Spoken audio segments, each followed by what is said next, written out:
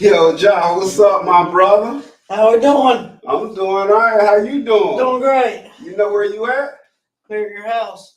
You are welcome to Ain't No Ain't No Days Days Off Off. podcast. Yes, sir. Yes, sir. How you feeling? I'm feeling great. New Year been good to you? Oh yeah. Man, that's real good, man. So you ready to get started? Yeah. Man, go. first of all, I want to say I invited you on here because I've heard your story before, and it's amazing.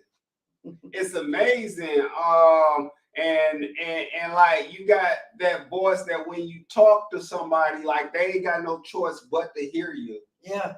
And what comes from the heart touches the heart. So like ever since I've always like, God, you gotta get Josh on here. And now you on here. Well, man. I've got such a loud voice, it kind of commands attention.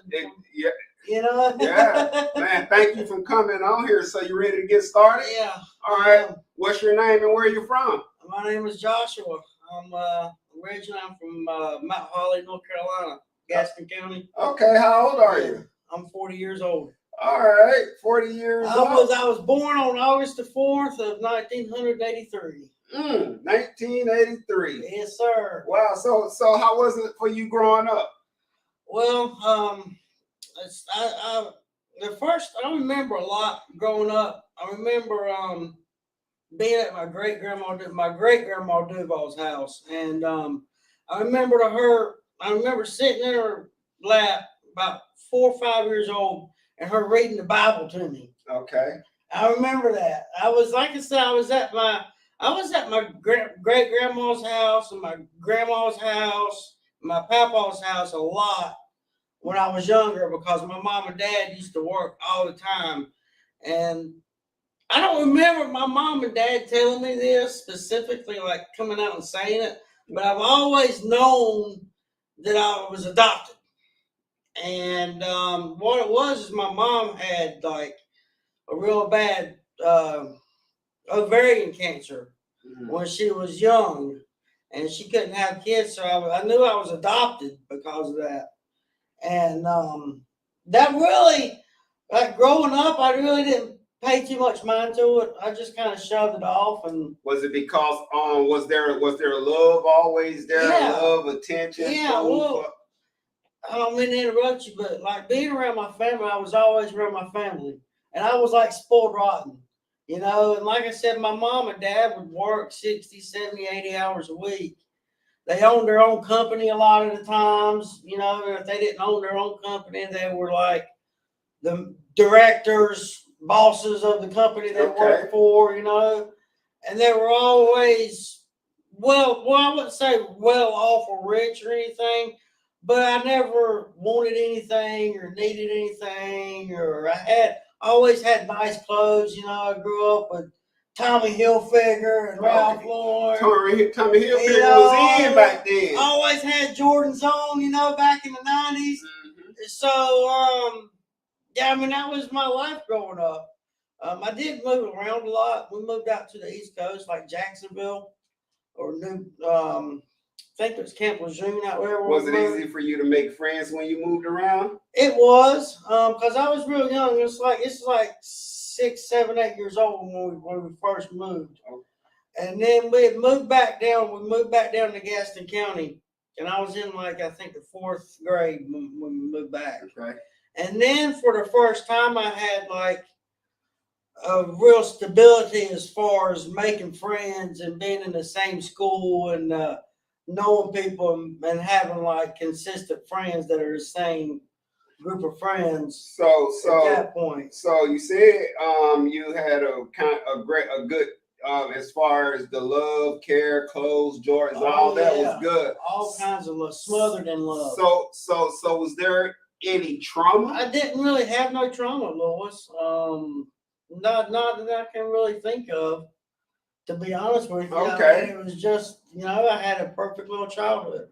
But I will say this is now, because it won't take long and I'll get into it. Like the 4th, 5th, and 6th grade is when I had a real, like I was really had that friendship and had that community of peers my age. Okay. And had like we had a real nice house, and we lived in McAdenville. And back then, McAdenville was like a textile mill community where the plant that they worked at owned all your houses and owned all like the whole town, you know. And so the people that lived there and went to that school, they were kind of well, I wouldn't say they weren't like dirt floor poor or anything, but I always remember having like just all kinds of stuff. Everybody said I was rich. You remember having more than your peers. I guess you could say. I always said I was rich, and I didn't really know what that like. I didn't really know there was a. I didn't really see myself any different as being any different than them or any better than them. I didn't know any better. So did you get in any trouble? Yeah, I did one time actually in that little town, McAdenville. I went into a house, and I used to hang out with everybody after school at their house. And this is the first real trouble that I had gotten into. We had there was a house that was empty, like an apartment house, like a brick, you know, them brick houses, apartments each time. And we went in there and we got into the house and we broke all the windows out. Okay. Broke all the windows. And my dad had to pick me up from the police station. And this was like when I was in probably the 5th grade.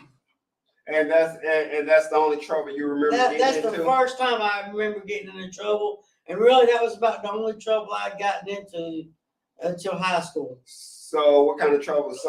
What kind of trouble was high school? Well, let me tell you. After the 6th grade, my mom and dad got this job in Charlotte. And it was modeling, acting, and they bought this great big house and we moved away. And when we got to Charlotte, we were living off of Carmel Road. And I went to Carmel Junior High School, which is Carmel Middle School. And there, like that is where really, for the first time, I felt like out of place, like I didn't belong. Okay. And I wasn't accepted. I didn't fit in. I was different. Because of the fact, well, my voice for one thing, you know, I have a real country voice, like sound like I'm from the mountains or from the country, or, you know. And all the other kids were like, you know, had that more uppity type, you know, city voice. And they picked on me a lot, and I got picked on a lot during that time. And I really. When you was in high school? Well, junior high. Junior high. Yeah, this is like 6th, 7th, 8th grade. Were you a fighter? Did you fight? No, I just tried to talk, you know, or tried to beef. I don't really know. How did that make you feel when they picked on you? I think I was depressed for like the first time in my life. Those 2 years that year that I was there. I didn't go there but a year, but I'd really gotten. Do you think you were bullied? Yeah, well, yeah, I wouldn't say bullied probably. I wouldn't say like bullied. More of it was just most of it was just all verbal. Okay. You know, like verbal bullying and stuff like that. That's the picking word. on That's stuff. bad. You know, yeah. And but we had moved back. They had gotten a different job and moved back to Gaston County. Or actually, they kept on working there, but they had bought my aunt's house. Okay. And my aunt's house was right down the road from my grandparents. And we moved in there. And then, let me go back. I played football before we moved out to Charlotte. So when we moved to Mount Holly, I didn't go to school with all those kids, but I played football with some of those kids. And I knew those kids and I fit right back in again. Okay. And I got out, it pulled me out of it, you know. But I remember in junior high, like I started smoking like cigarettes and before we even moved to Charlotte. And I remember when we moved to Charlotte, I remember they had a nanny for us and they fired her. And I remember after they fired her, they had some cigarettes. And she left a pack of cigarettes there and I was smoking cigarettes. You started smoking. So I was hanging out with the kids that was smoking. It was kind of weird because I didn't know everybody. I didn't really know a whole lot of people there, but I fit in with them. And talked to them and hung out. I remember walking around the track one day at junior high school when I really started talking with the people there that had used like smoke weed and stuff. And I thought they were cool. and they talked to me and accepted me, and like I felt like I belonged with them. All right. So did you start smoking weed too? Well, I had acted like I did for a while. Like I told them I had smoked weed for a while. Oh, you told them. I acted like I did, but I really had not tried it yet. Mm. Okay, so that was like the last year of junior high and middle school, because it had switched during that time. It went from middle school to junior high. Okay. And like the 6th grade was like the 7th grade was, but anyway, I got into high school, I was 15. And finally, like, I remember it was probably my freshman year being in high school, and that's all I got. Those people, like, I could fit in with anybody. I could make myself be whoever I needed to. Like, I remember all the different cliques. Like, Yeah. they had, like, the jocks and the stoners and the preppies and, You hung with all of them. you know, the rock and roll crowd and then the gothic people crowd. I could fit in with any of them that I needed to fit in with. But like the pothead stoner, you know, rock and roll kids, they really, like I said, they really accepted me, and I've been hanging out with them probably closer than anybody else. And finally, I said to myself, I want to see what this feeling high feels like. Getting high feels like. Are you still in high school? Yeah. Well, this is a freshman. I was 15 years old, and I said, I want to know what this getting high feels like. I want to try to smoke the weed, because I felt like I had felt going through all the emotions up until then. Like, I knew what it felt like to be happy and sad, and I felt pretty much anything I could feel up to that point. Okay. And so now I wanted to feel something new and different. So how did it make you feel? Well, I got a bag, and I went home and went out to the woods, and I rolled it up in some notebook paper. I didn't really know what I was doing. And I smoked a little bit of it. No, I went to my sister's house and smoked a little bit of it with my sister for the first time, and I didn't really get high from it. Okay. I didn't. She said my eyes were red. She said I was high, but I didn't feel any different. I didn't feel like I felt like I did before I had smoked it. But the very next day, I took my dog out to the woods when I got off school the next day at home. And then I rolled some up, and I went out to the woods and had this chair that was laid back, and I was staring up at the trees. And I was high that time. All right. And I was in there from that point on, it was on. It was Like ready that to go. that marijuana, man, was something that I just fell absolutely in love with. It was like the greatest thing that I'd ever had. Made, yeah. You know, it was just like the awesome, the goodness. Okay. And I remember early on, like, saving my lunch money to buy like $5 a thing, you know, like a little joint or whatever. All right. And I remember just always getting as much of it as I could, never wanting to, and then like just saving up all my money. From that point on, every time I had it was going towards that. Weed. Yeah. From when I was a teenager, I was gone. So your parents, they didn't care? Well, I was working too. I had a job at Pizza Hut. That was my first job. Yeah, I was a dishwasher. Well, that was my first job on taking taxis and stuff. Well, this is actually, I started smoking, and before I got that job. What got me into my job was probably 3 or 4 months after I started smoking. I had some friends that had some weed, and they had somehow convinced me to steal $200 out of my mom's pocketbook. And you did it. To buy some weed from them, and I got it, and it was fake weed. Like, it had some real weed mixed in with it. Yeah. Like some buds that was in there, but it was mostly like a big bag of oregano. They flexed you. You know, and so my dad made me go to work to pay that back. Okay. And were your parents disciplinarians? Your foster parents? Well, they really wasn't. They wasn't foster parents. They were like. Well, your parents, were they disciplinarians? Yeah. No, not really. I mean, they pretty much let me They'd yell at me. There My was no- dad whooped my ass a lot when I was a kid, Okay, that's what. Okay, but he didn't really beat the fuck out of me. My grandpa now. he beat you. My grandpa was old school. He'd take off the belt and chase you down up and down. He was real bad on my mom and my dad, or my mom and her brother, Yeah. my Uncle Richard. And I hear them, they say they went to church and stuff, you know, like whelps on their legs and backs and be bleeding and stuff real bad. So you got this job at Pizza Hut. You done started. You done stole money to buy weed. You Yeah. got this habit. You done stole money Yeah. to buy weed. Did you think you had a problem? Well, let me go back a little bit, just a second. Coming up through junior high school, well, I've been going to church and knowing about God. I remember my grandma used to read it to me when I was a little kid, because I want to keep God into this too. Like grew up in church. Like my family would go to church and everything. I just wanted to. I was going to church and everything, and I had a job, and we moved in. My mom and dad. I finally dropped out of high school. I did so horrible in high school. I just dropped out. Just completely said, fuck it.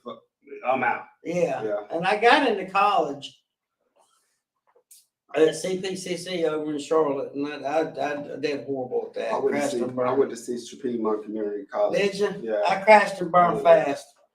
I was not nowhere near ready to go to college. Yeah, so I just was there. I think I was just on a roster. I never went to school. You did never went to class. No, I never went. I think I may have went once or twice, but that was it. I went the whole time and never got a passing grade. So, did you continue going to church? Yeah, well, no, not really. By the time I had dropped out, I went pretty steadily through junior high and the time I was in school. But by the time I had dropped out of school when I was working and all that, I had just completely stopped going to church altogether. Is your mom, dad, and grandparents still around? My mom died. Not while you was in high school. No, later on, yeah. No, I'm talking about while you yeah. was in high school when you finished Oh yeah, school. yeah, they're still around. Okay. All family's still around and everything. And this is the time that shortly after that, they got this big job flying around the country. Okay. And that was just the shit. They started their own company doing it after that. And they let me go with them. And so I got to go to all these big cities like LA, Okay. Chicago, Buffalo, all over the country. But if they flying around the country I was going with them. the entire time? A lot of the times, now at the very beginning, I would stay home. And this guy from my work would stay with me and kind of make sure I didn't go absolutely fucking crazy, I guess. All right. But Where's your sister? my sister ran away a lot she's 10 years older now. When I was younger, like way younger, like she would run away a lot. And she got married when I was like 10. She was like 20. She got married real young. You still talk to her? She's still around, but she is just now getting back in the picture like these past 6-7 years. She was gone for a while. Okay. But she had gotten married and had kids and all that when we moved out to Jacksonville. When we left when I was younger, I said we moved out to the East Coast for a while. She had met a Marine at that Marine base up there they have. In Jacksonville? Yeah, I Okay. married him and had a little girl named Jenna. And but in high school, she was still around, but she was taking care of. She had left that guy and got with a new guy, and they got their family. They're still together, and they're still around. But So fast forward, your mom, they're traveling. yeah, down that's there what I taking- want to get back to is doing all that. That was a blast. It was. I was sniffing cocaine at that point, and and that was like a modeling company. Where were you at when you sniffed your first cocaine? I was hanging out with some buddies of mine in Gaston. I wasn't working. Gas house. Yeah, well, that's where I grew up. Gas house. That's the county I grew up in. Yeah. You know, that was me. I'm a Gaston County redneck. Yeah. Okay. But yeah, so and my mom and dad knew I was smoking weed at that point. I got arrested. I got arrested with like a quarter pound, Okay. 4 ounces. All right. And I got it, and my mom and dad's very best friend, her husband was like the biggest attorney you could get in Gaston County. He was the kind of guy that played golf with the judges, you know. All right. That's who you got. He showed his face in the courtroom and you were off, you know. All right. And so he gave me a discount because they were real good friends of the family. He gave me like, it was like $750. Yeah. And I walked away. Wow. And got that off the record. But again, my mom and dad that was the first time I really got in real trouble. So we're talking about the cocaine, like your first time doing cocaine. Who were you with? Just some buddies. I mean, I could name names, but it was just. Well, you ain't got to name names. No, it's just some friends from high Your school. peers. Yeah. Okay. Yeah. How did it make you feel? It made me feel good. I remember wanting to do more of it and wanting to. It's almost like the marijuana, you know, just took off and wanted to get use it. I knew it was bad though, and I couldn't do it as much. I shouldn't do it as much. You know, like marijuana didn't really affect my conscience, but it's like sniffing cocaine. I would be like I have a guilty conscience. Okay, yeah, I see. I know exactly what you're saying. And this whole time I've been drinking too. Like, okay. By this point, I was into drinking a bit too. Alcohol never really was my thing though. But anyway, they bought a house down here at the beach, and it took me a while to finally want to agree to move down here. I stayed in that house up there as long as I could. And I finally moved down here with them. And then a while after that, they sold my aunt's house. But down here, I met some people. I met this guy smoking weed at a gas station. Later on down the road, I went to his house to try to get some weed, and he wasn't there. And his roommate was there, though. And I was hanging out with his roommate, and they said they were going to go get something, and they were getting hard, you know, the rock, if you want to put it. Crack. Yeah, let's just go on out and say it. Why not? Get some crack. Yeah, and I had smoked it once or twice, and I didn't really think it was a big deal. Okay. Like I didn't really get hooked. I didn't really get it, you know. Okay. I guess it was fun. I didn't really get it the first couple of times I'd smoked it. So and this was like a she transvestite type I did this with. Okay. But and from that point, Louis, when I did that time I did it there though, I had actually got it. And buddy, man, from then it was. You got what, Josh? I got that hit. What here? What did you get? That was that rock. It was that what they say, the drop. There was some drop. It took me over. Like it took over my whole everything. I was hooked. So it was that drop. And I needed it's like as soon as I took it, I remember wanting to have more of it as soon as I did it. So it was crazy wanting.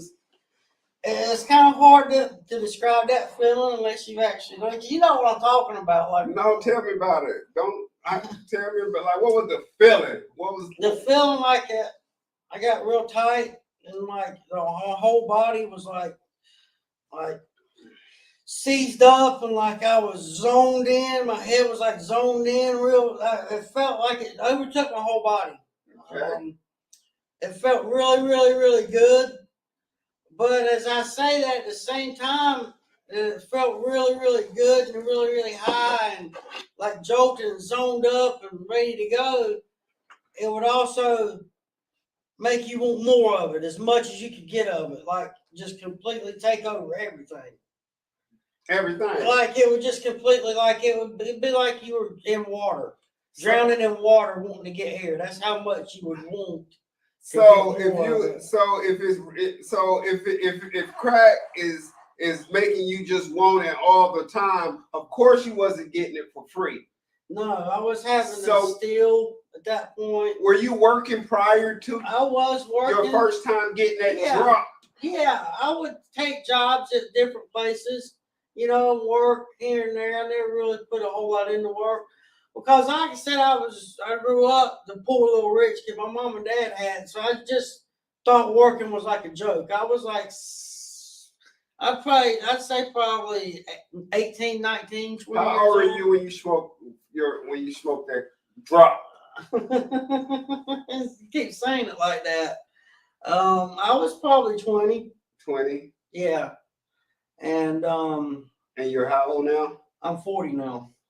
And How I long? soon started taking stuff out of my mom and dad's house to get it. I would take their car. Like they gave me this, I had like this convertible Mustang that they had, and they would let me drive it around. And I would take it, just give it to the dope dealer. And I would take checks and write it out and cash them with their names on it, you know, forge checks to get it. I would just do whatever I had to do to get it, you know, just take stuff to the dope man, you know, TVs, you know, electric guitars, you know, whatever I could find, Yeah. you know, like laptops, you know. I mean, I'm looking at stuff here, you know, like whatever I could get my hands on that was worth any value would be turned into dope. I feel that.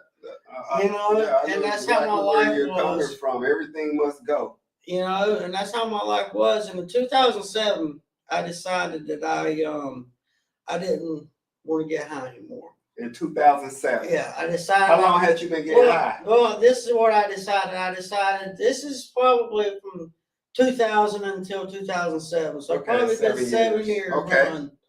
And I decided, well, I didn't really decide. I wanted to keep on smoking weed, and I decided I wanted to stop smoking crack. Okay, I didn't want to smoke crack no more. But in that process, I said with my mom and dad did some research and got me into the hospital. I went in there and said I wanted to kill myself up at Grand Strand, and they got me into this 28-day rehab in Columbia. It's Morris Village. It's run by the state. A recovery program. A rehab, and I went to it. And during this time, like a week or two after I got there, you know, I decided I was going to keep on smoking weed when I got out. All right.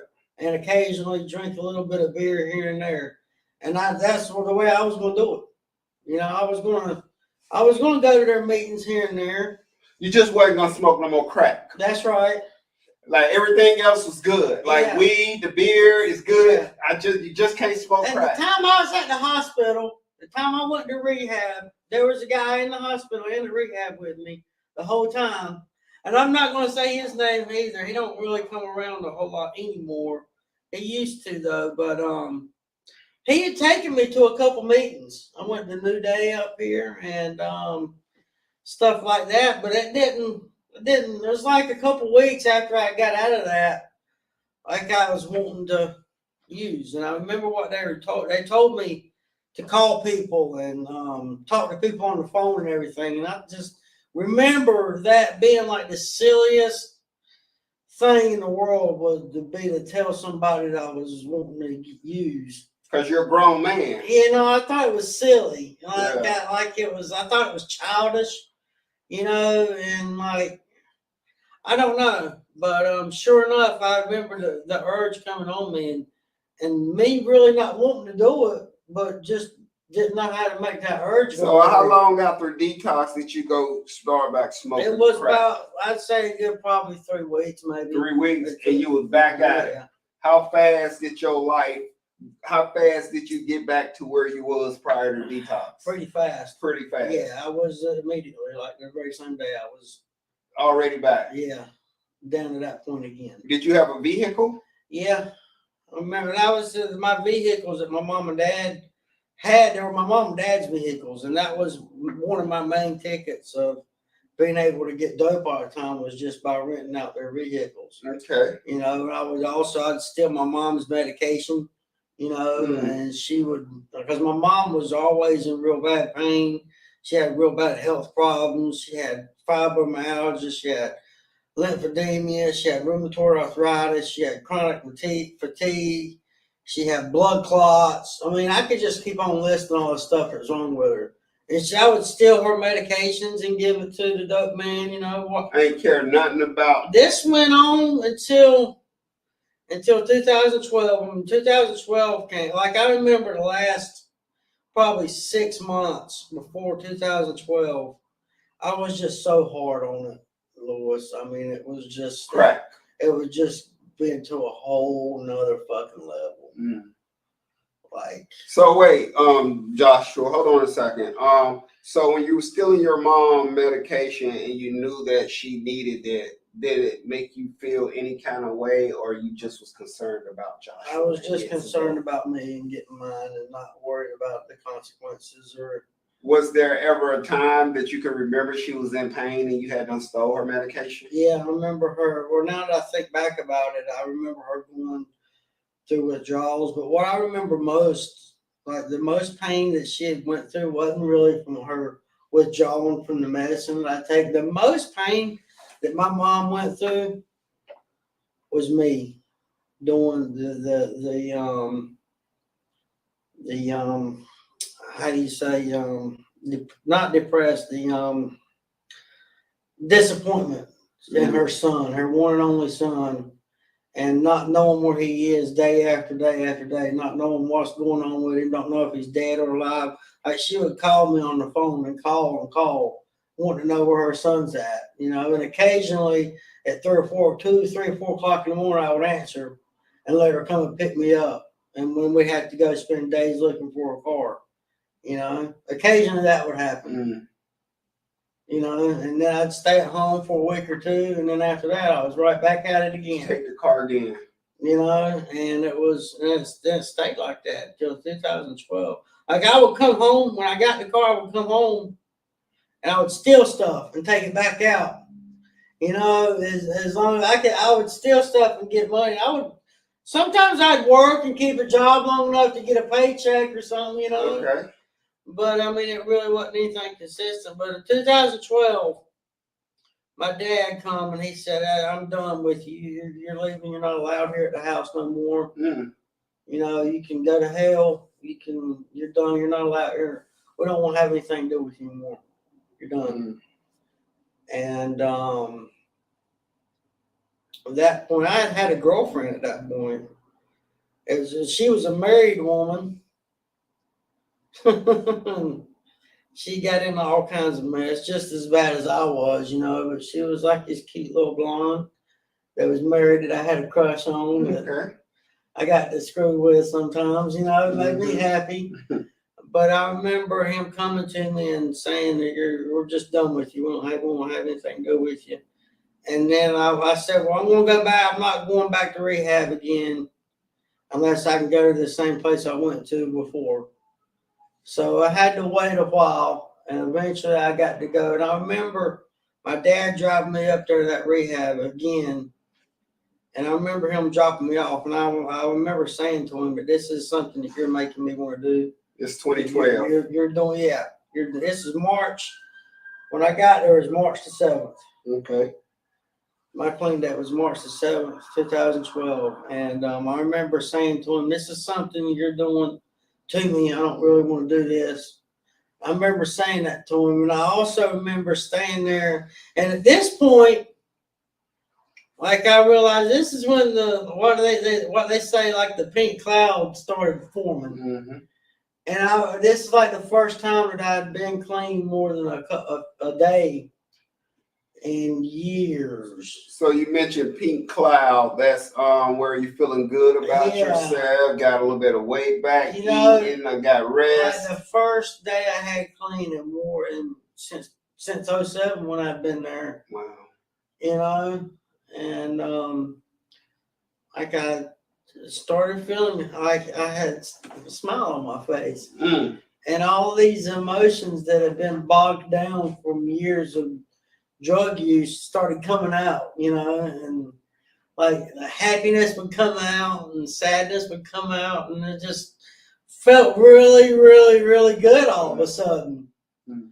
So I started listening to these counselors, and I started listening to the people when they would come in at night and do H&I, and they would bring like a presentation in there of hospitals and institutions of like the recovery fellowships, you know, and I started listening to them.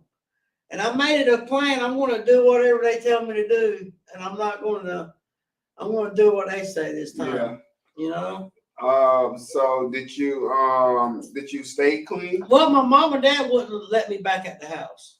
Okay. They had actually let me come back a week because it was Easter, and I had plans to have some friends come down from North Carolina, but that never did work. But after a week of being there, I went and moved into they went away Okay. to Greenville, and I stayed clean that week. I went to some meetings and stuff, you know, and I did as much as I could do, and then I went to Greenville, and it was weird. Like I was didn't know anybody there at all. I got there, I was left on a Greyhound bus, and I got there. It was like 10, 11 o'clock at night when I finally got there to Greenville, and I was calling this number that I had for this recovery house, and they were supposed to pick me up.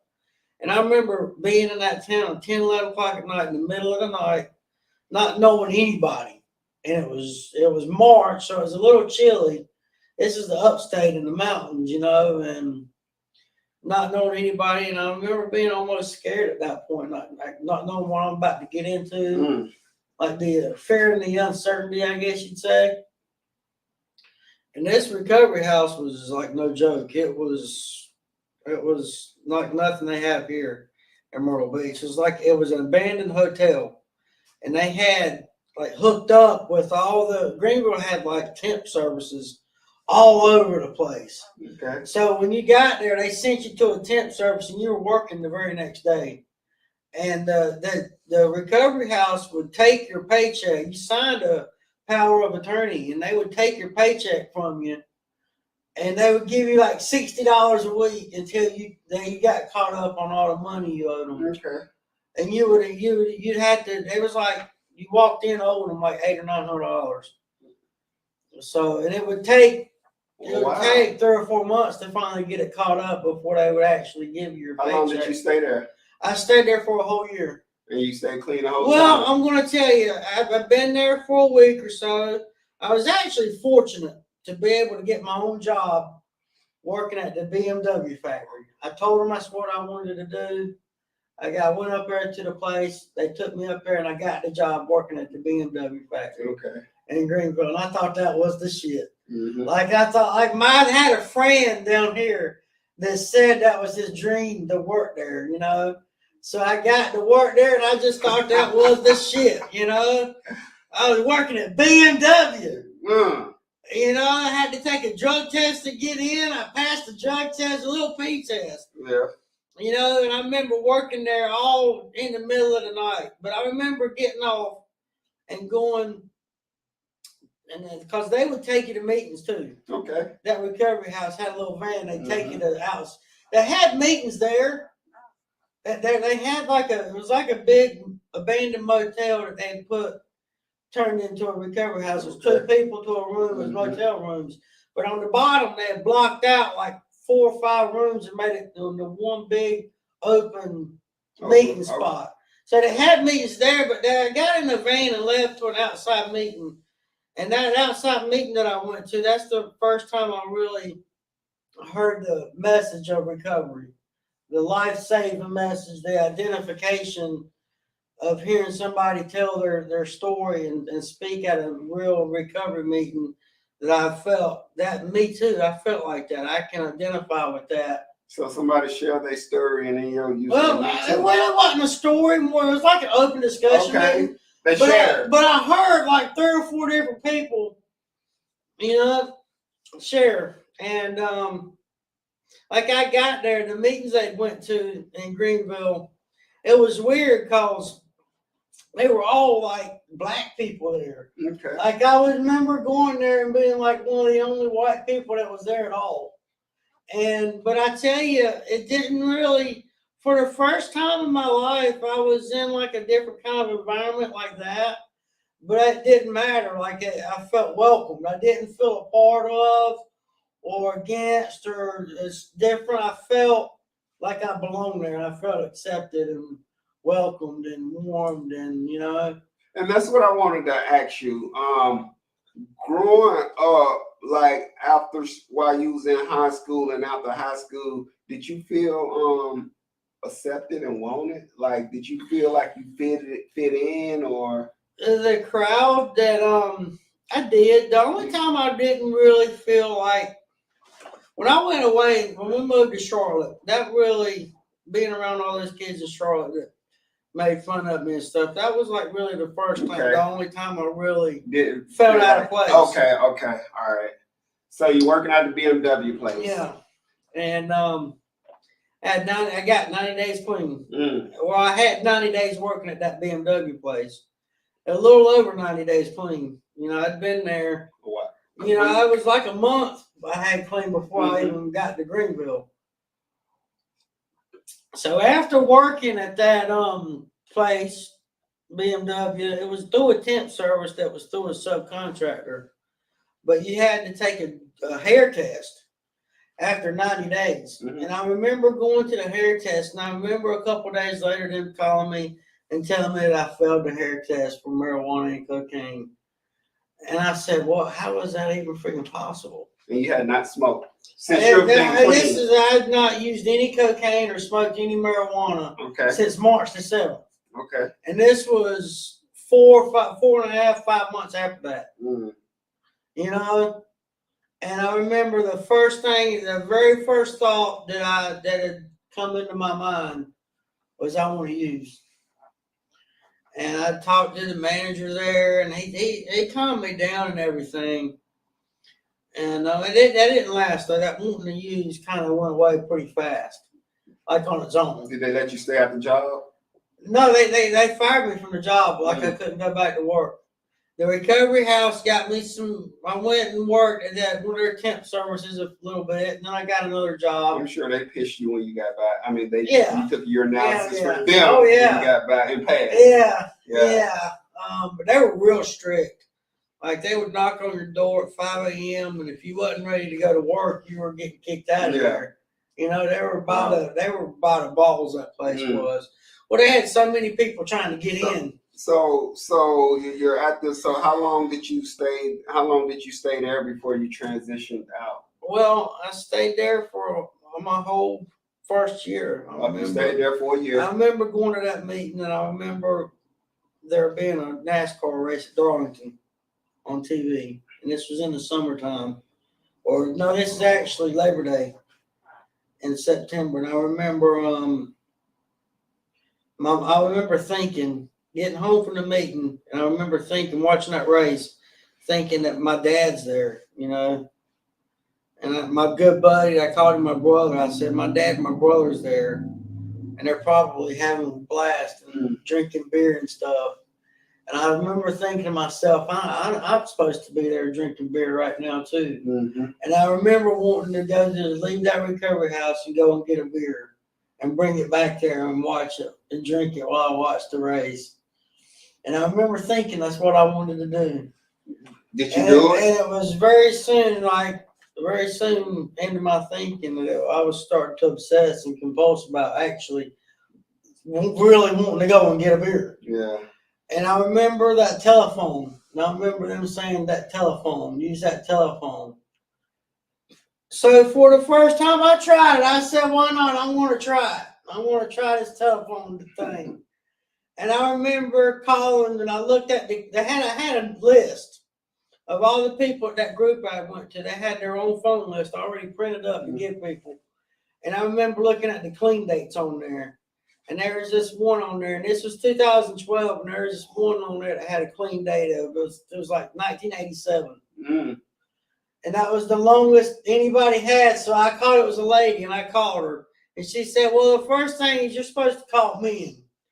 And I was like, oh, okay, I didn't know. Like, it's the first time I'm ever calling anybody, you know? That's the first thing that she said? Yeah, but she said, I want you to go, and I want you to go outside and get by yourself and get on your hands and knees and pray and tell God that's what you're thinking about doing. And then she said, you're at that recovery house. When you get done praying, go and find a couple other guys that you normally talk to and let them know you're thinking about going and getting a beer. And then she said, if it's something, if you still feel like drinking after that, Then why don't you go find the manager at that recovery house and talk to him for a bit, and then call me back if you're still thinking about it. So that's what I did, and that one phone call saved my life. But I remember going to their meetings. I remember one time in their meetings. I'm gonna get through it to as fast as I can. You good? But I remember going to their meetings one time and coming in and sharing about the recovery place, taking my whole paycheck and not really being able to afford to get a lot of food and not being able to afford to get a lot of cigarettes. And I remember them people, not really asking for anything. I wasn't asking her, say, can you get this? I was telling them where I was at and how I was doing. And like the next week, I remember them coming in there. It was so nice. They came in so freaking beautiful. They bought like a big thing of food. They gave me a $50 bill, and bought me a couple packs of cigarettes, and that was so heartwarming and out of love, because I wasn't asking. When I shared that in the meeting, I wasn't even trying to come as cross as asking for help or wanting. I was just trying to tell them where I was at and what was going on with me, and that was really nice. And I got a sponsor, and I started working the steps, and I managed to work all the steps when I was there with a sponsor on a paper. And I moved down here to the beach. After I got a year clean, and I felt I think it was God telling me, because at this point I'd really improved my relationship with God. At this point, I'm talking to God like I'm talking to you right now. I was really, really close with God, and I can remember. I'm pretty sure it was like God was just pulling me down here, telling me I needed to be down here to take care of my mom. And I got down here. I remember like moving, like scouting it out. I came down here like a month before I moved down here and scouted out the meetings and the recovery and seeing what it was going to be like and see if I was going to be able to work it or not, And so I finally moved down here, and here comes this guy that remembered me from when I came during that week, Joshua, and he remembered my name a month or two later, only seen me like twice. He remembered my name, and this guy was like, later on I found out like he was like he was a big guy, but he was like really like the glue that held this whole area of recovery together. Like this was the man that everybody was his best friend. Everybody loved this man. They were and I remember asking him to be my sponsor when I got down here. And we had worked, and soon after that, I got some sponsees. Some people asked me to sponsor them with the steps. And so I was a sponsor. Now, this one guy was a preacher that asked me to sponsor him. And my home group had asked me to be the representative and go to area for them. And I got a job at Krispy Kreme Donuts. And then I got promoted at Krispy Kreme, and I was like the shift manager. Yeah. And man, I thought I was the shit. I got like so cocky and arrogant. So I really learned. I learned something that like you got that job. You was feeling good about Joshua now because you had been down a dark path, a dark road. Now you're getting a job. You're getting promoted. You're in recovery. You got sponsees. Your home grew. Now you back to feeling wanted again. I'm really starting to be a member of society. Man.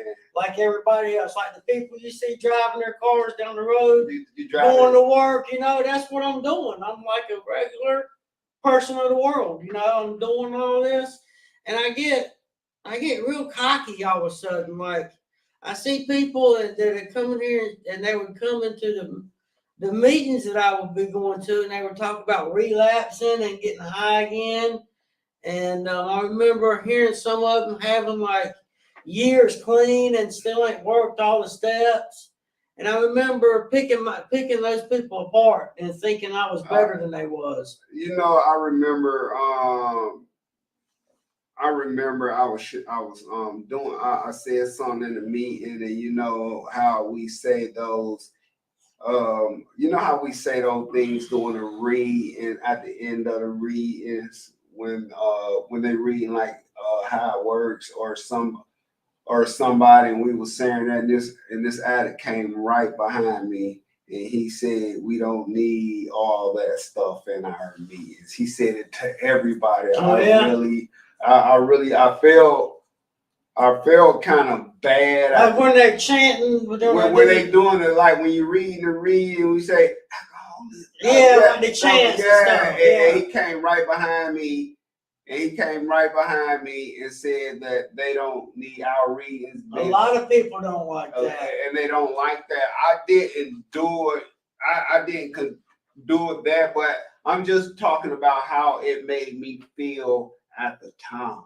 Okay. How did that make you feel? It did. I didn't feel good. Not when you, because I feel like if I'm in the wrong, if I'm doing something wrong, you and I was kind of fairly new. This person had decades. Okay, so it's an old timer coming to a new timer. If I'm doing something wrong, you pull me to the side. Yeah. Or that ain't how you do it. I know what you the whole group. What you saying, yeah, you got a lot of applause, like what you said, because what I figured out is confrontation and negativity, it get those kind of responses. Like people, we're attracted to that. We naturally attracted to stuff like that, and it did. And I understand that. Well, I was mad for a while.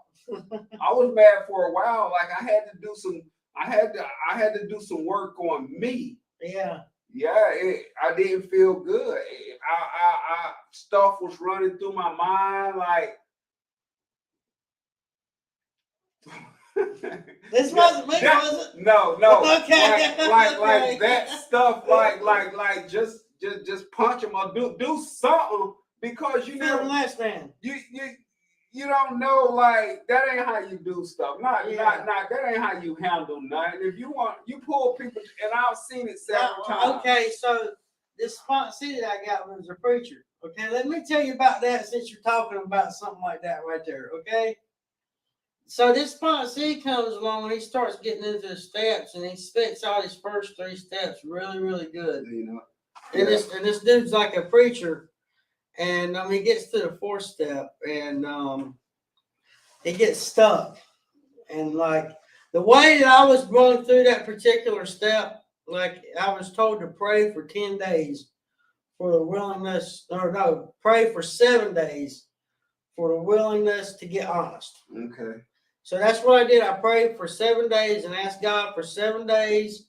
You know, I prayed 3 or 4 times a day and asked God to give me the willingness to be honest, give me the willingness to get honest, do whatever I can. And after the 7 days was up, then I took 10 days. It was 10 days I had to write my entire life story. And he had started on that, and he got like halfway through it, and he just couldn't write no more.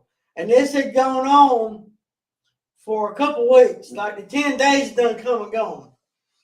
So this is like a month later, and I called him out like in the meeting. Like I've been getting on his ass about it. I called him out in the middle of Denny's down there when we all used to go. All of us after the meeting back then in the days, we used to go out and eat. Like a whole 20, 30 head of us. After the meeting, we would go out and eat. So I called him out in front of the whole entire group of people down there at Denny's in Myrtle Beach and made him feel like that. And that people don't feel. I mean, that's not a good feeling. And I remember, like now to this day, I know I feel. It makes you feel horrible, don't it? Yeah, I did that to him. And when I do, and early on when I was doing some messed up stuff like that, the people, it don't make me feel good. No. Like I'm not gonna make you feel less than or make you feel down just so I can be on the right end of the spectrum. No. Now I take your feelings. If am I gonna say something to hurt Joshua? Yeah. And what I say, how would I feel if Joshua said that same thing to me? I wouldn't feel good at all. Nowadays it seems like I'm For the first time in my life, like I'm getting to a point where I actually can start thinking before I speak. Yeah. And start being a little bit more slow to speak and quick to listen. It's a process. Yeah. You know, and that's what got me into a lot of trouble when I was younger. Yeah, you was talking about your the fourth step. Yeah. I remember working my first fourth step. It was in 2012. I was working the same year as me. Yeah, it was in 2012. I was at this program in Hickory, North Carolina. Okay. I was at this program and I had a sponsor and he and we went on, and I remember going over my fourth step. Like, it was so brief and so shallow. Yeah. Like, he gave that fourth step back to me. Really? Told me I need to do some more writing. Really? And then which it was the truth. Yeah. Because I was still holding on to that. Yeah, I'm not telling him this. Yeah. I'm not telling him that. Yeah. Yeah, because like you got to realize, like, when you're in the streets, you got to protect yourself. Oh, yeah. You got to protect your image. You got to protect the way people view you. You got to protect all that. So now you got this man telling me to write my story on paper about everything. And now that we're talking about it, there was like, well, get over here. There was like a lot of that first four step. There was a lot of stuff that I left out, like as far as like sexual stuff that I had gone through when I was in like active addiction that I left out, you know, and I got like free. It did what it needed to do at the time, you know. God. I firmly believe that everybody gets what they deserve when they need it or whatever. It's exactly what they need when they need it, and that's what I needed at the time, and that's what I got at the time. Is but doing it like again, you know, and again, you know, like a second and third time, it gets deeper, you know, and I'm willing to reveal stuff that I thought I would never reveal, talk to other people or let anybody know. And because of that, it's very liberating to get me to a point where I'm not carrying around the weight and the baggage. So I remember I talked about being adopted. And like my whole life being adopted, I always viewed it like my mom gave me up. I don't want, this is my family now. This is the only mom I have. This is my mama. This is my dad. Okay. That lady that gave me up, she's just some woman.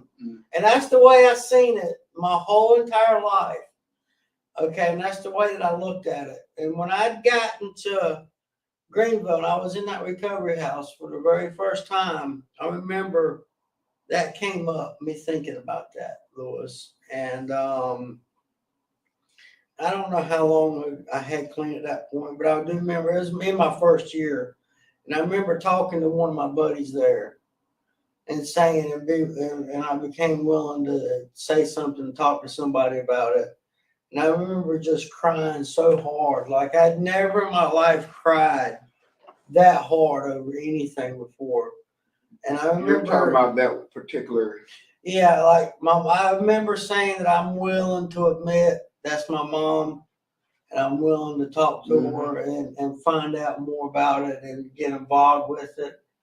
And I remember like that being like taking such a huge like it took such a huge weight and burden off of my shoulders, like I've been carrying around my whole entire life. You know, just that. Because you was able to talk to somebody about it. And I remember, like I said, I just remember crying as hard as I could.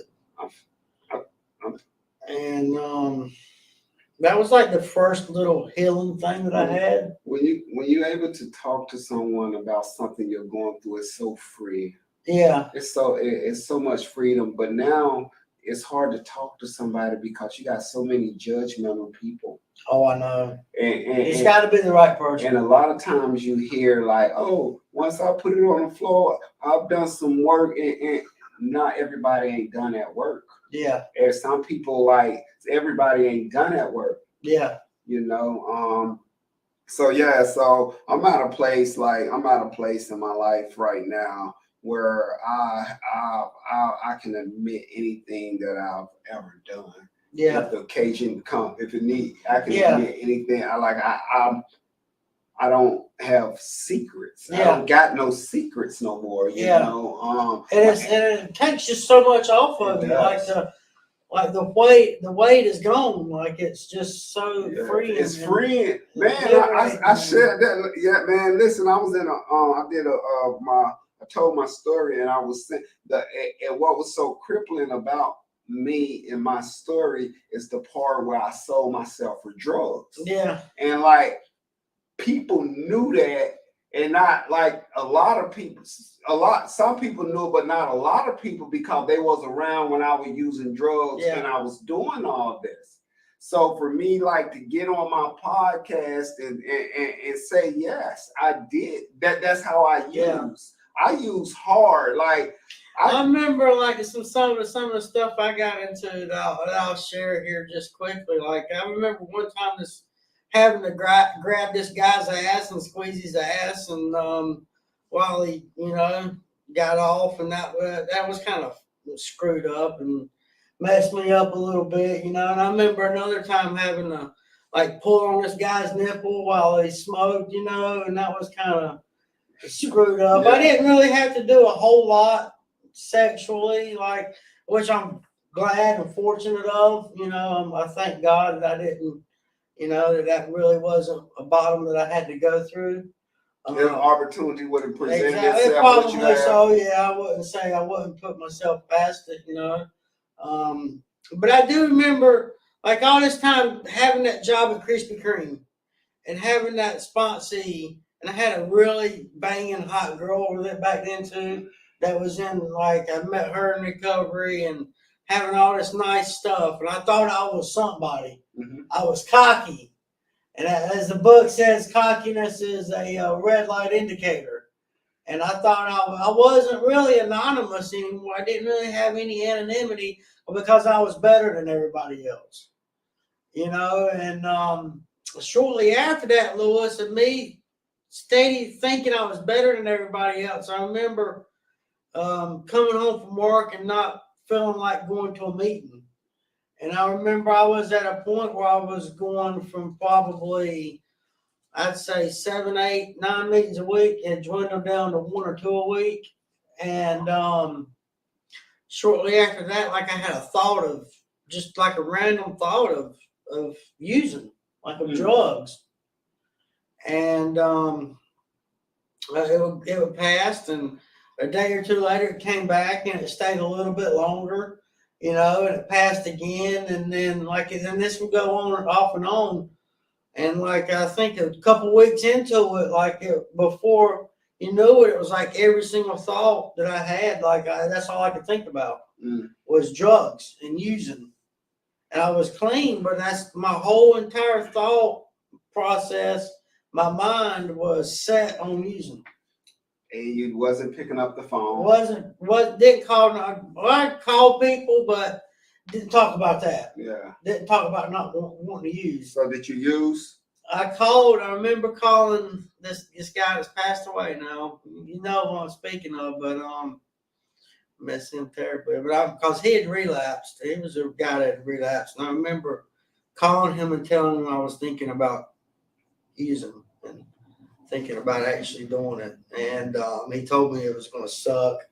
Told me how I was going to lose everything and just do all kinds of, and I remember thinking, well, I'll still keep my job. I'll still be able to keep that. And I remember my very last thing that I was like thinking of, my last thoughts that I was thinking was, I'm making a clear conscience decision of my own free will, my own thought process. This is me doing this, my decision, me doing this to do this. And I used. And was it different? The weight and the guilt was there. Was it different? No, it wasn't different. It did the same thing it was meant to do. You had a little bit more stuff now, though. Well, I remember going through the $500 that I had saved up in just a couple of days, like a day and a half. I think all that $500 was gone. How long did you stay out there?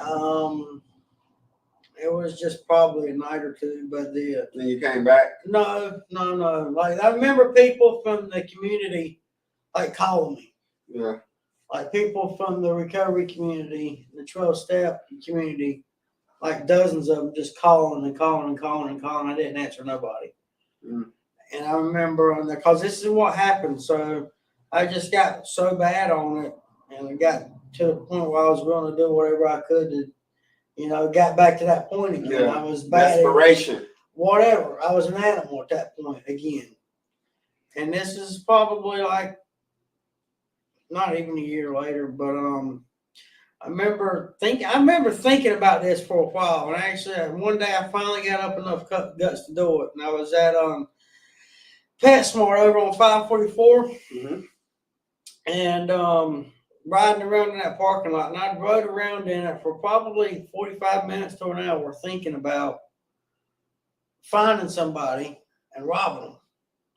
So I'd found, like, I'd looked for like and there's a little old lady, and I seen this little old lady, and I figured she'd be the easiest one to rob, put up the least amount of fight, And I remember just stealing her pocket, went up asking for directions, acting like I was lost, and got her to talking to me, and just grabbed her pocketbook and ran off. And I remember her like holding on to the pocketbook and me dragging her down the road while I was in the car, her just holding on to the pocketbook, and she got hurt. She was okay though, but I remember this is like a little old somebody's grandma, like in her 70s, and that was pretty bad. It was like a felony, like a big time felony, strong arm robbery, and I was facing some jail time.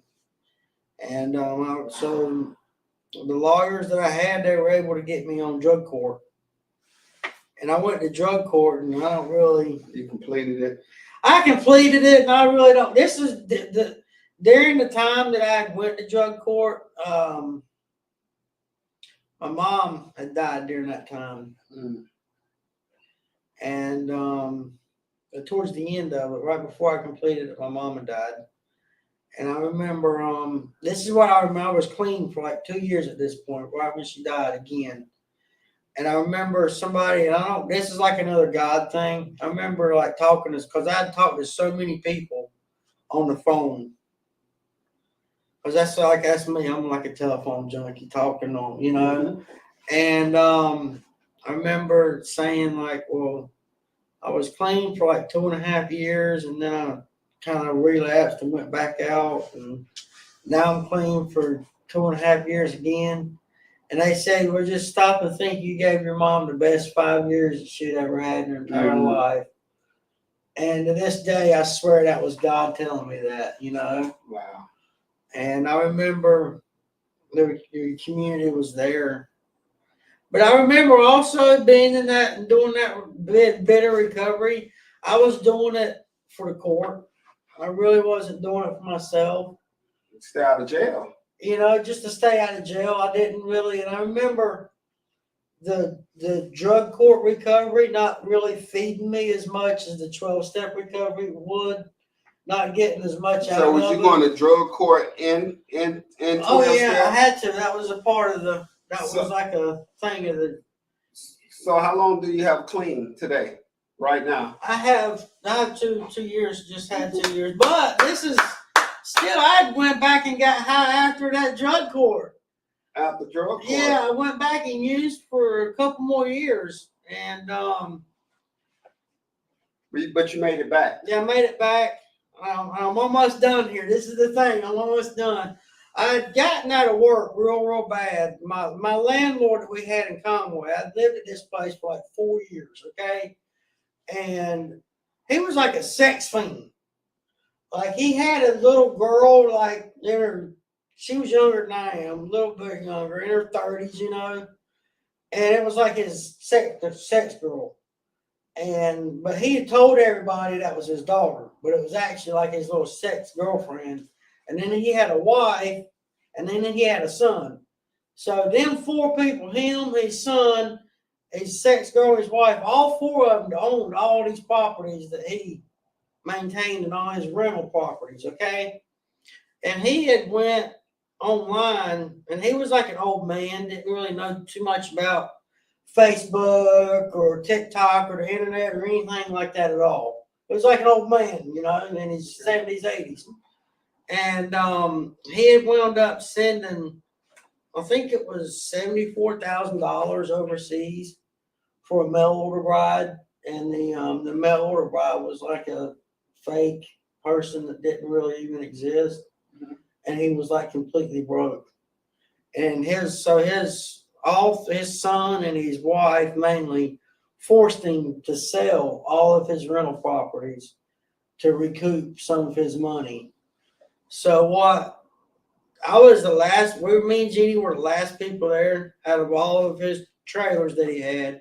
We were the last ones to go. And he took us to court. We were the only ones he had to take to court, but he took us to court, and he said, y'all got to go. They gave us till Monday to get out, and we stayed there probably a month and a half after Monday because we didn't have nowhere else to go. And I'm grateful he didn't call the police and have them come and put us out. I'm grateful for that. But I got a call. I put out some phone calls, and somebody said, we're down here in Charleston.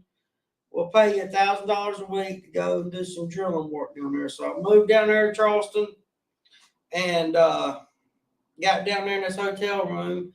And I paid for the hotel room out of my own pocket. And I'd stayed down there. I was living in the hotel, and December came, Christmas time came, and there was like no work. And no work at all. And I was already smoking weed at this point, and being in that area at that motel, that was a really rough.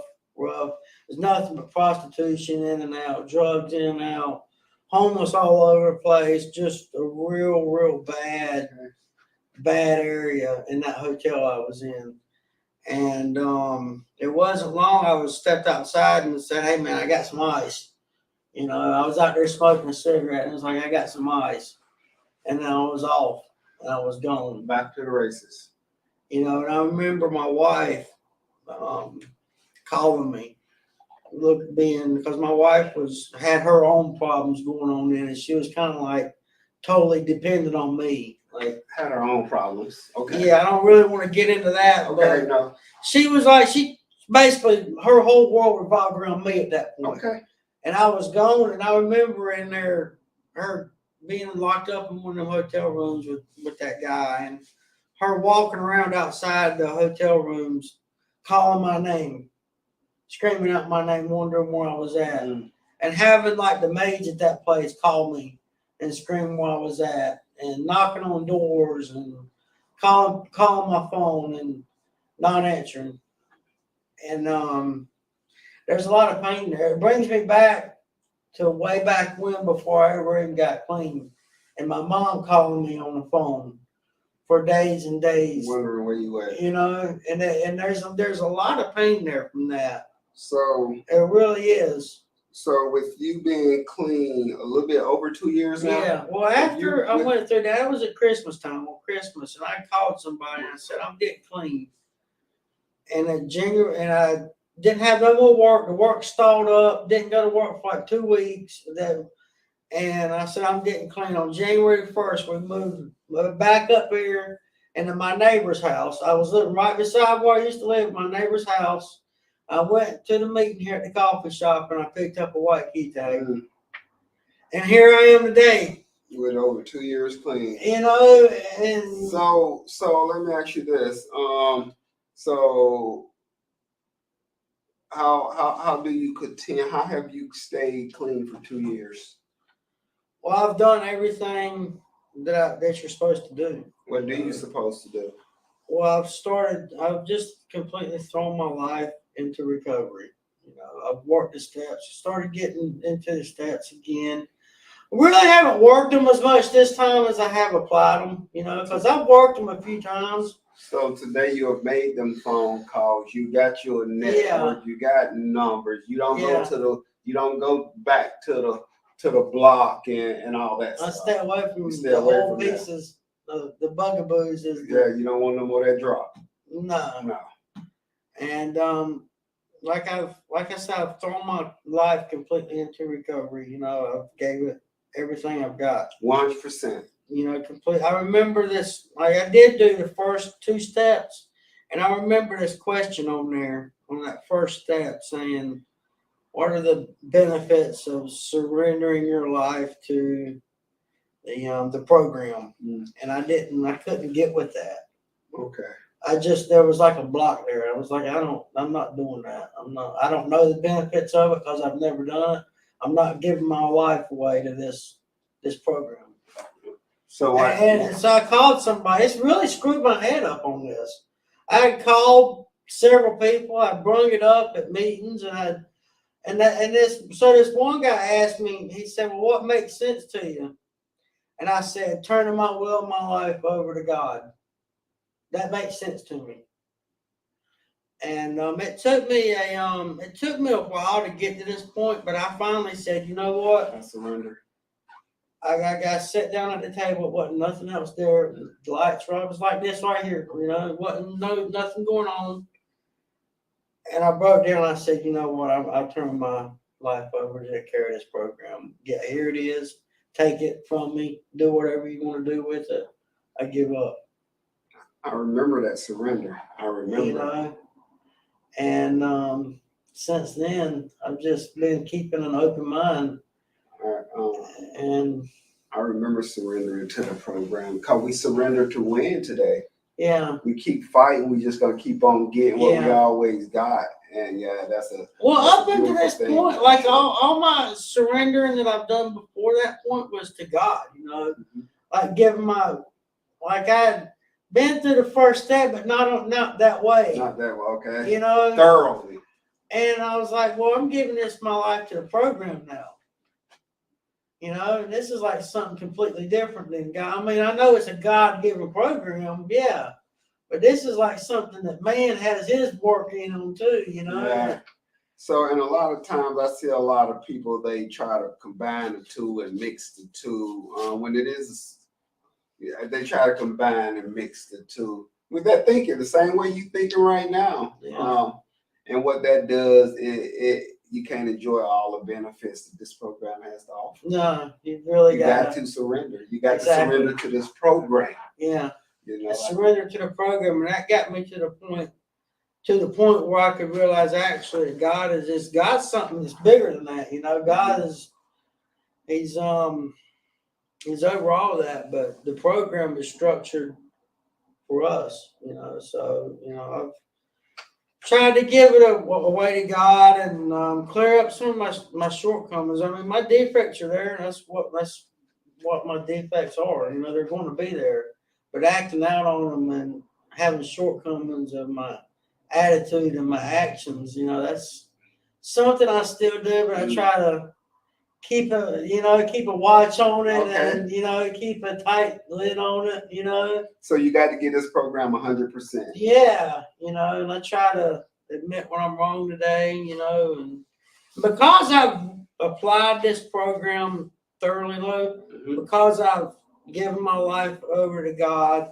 because I've worked inventory work, and I've made amends and all of that, like, I don't have a lot of guilt and baggage on me.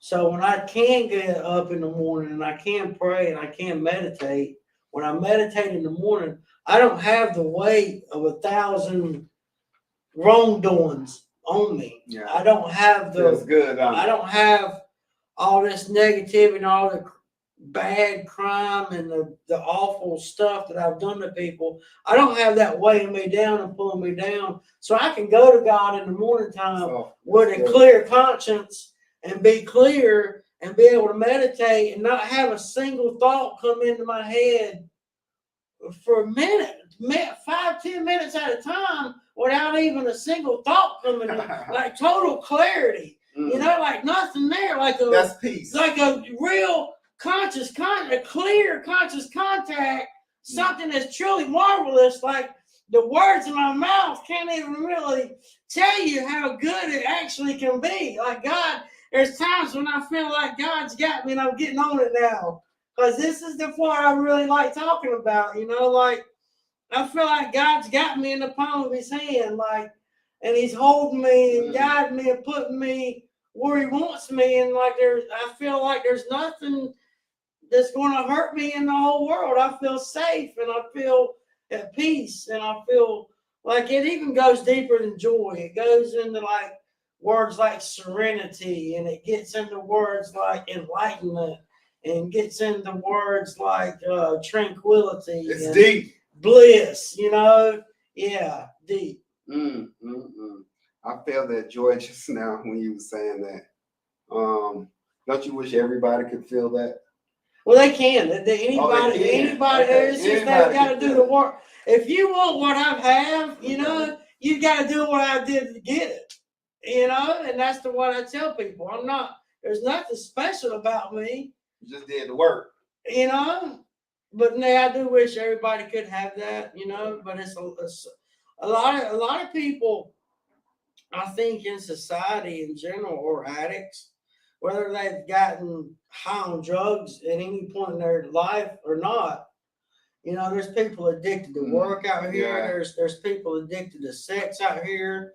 People spending money left and right, and they don't really see that they have a problem in their life, and they don't find the need to get any help, and they're just going to sit and keep on being the way they are in their life and not have any true joy. They're going to be a slave to whatever they're living for. Like today, I don't live for going and spending money on Krispy Kreme donuts, or I don't live for spending my whole paycheck on $1,000 DVDs, you know, or going and buying a Ralph Lauren shirt or $200 or $300 Jordans. I don't live for that today. I live for today. I truly can say that I live for God, and that's awesome. I live for God's will. You know, whatever God wants me to do, I pray and I ask God to take all of my desires and all of my wants and need, and just take them away from me and cast them far out of my life.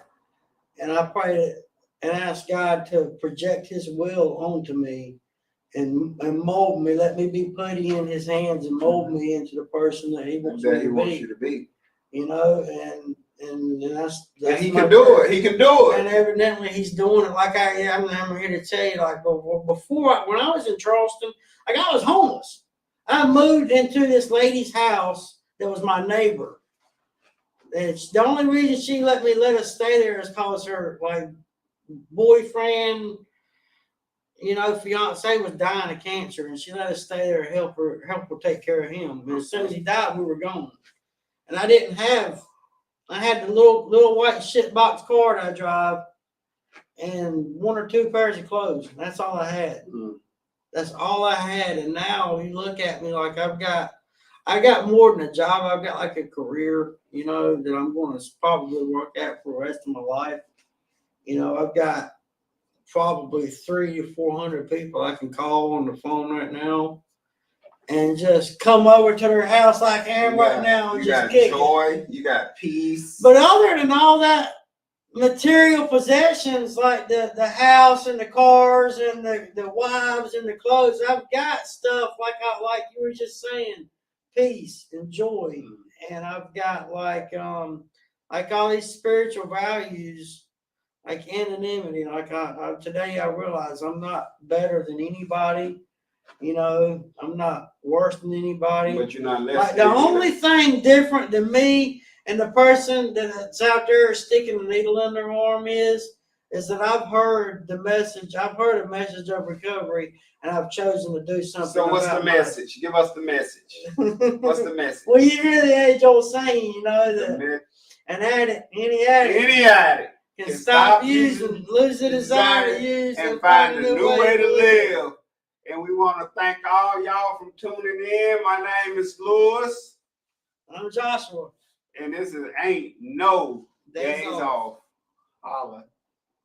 Good show.